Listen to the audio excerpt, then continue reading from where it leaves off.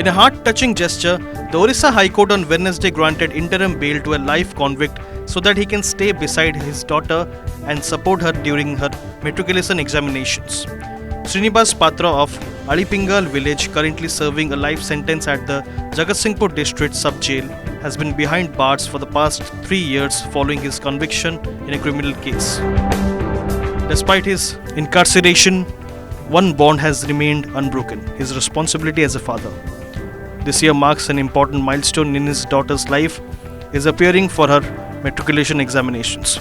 However, the examination center is located nearly 5 kilometers away from their home, making daily travel difficult and stressful for the young student. With no reliable support system to accompany her, the situation became a matter of deep concern for Srinivas. Determined to stand by his daughter during this crucial phase, he moved to court seeking temporary bail to escort her to and from the examination center and provide emotional guidance. Taking a compassionate view of the matter, the High Court granted him interim bail until March 10.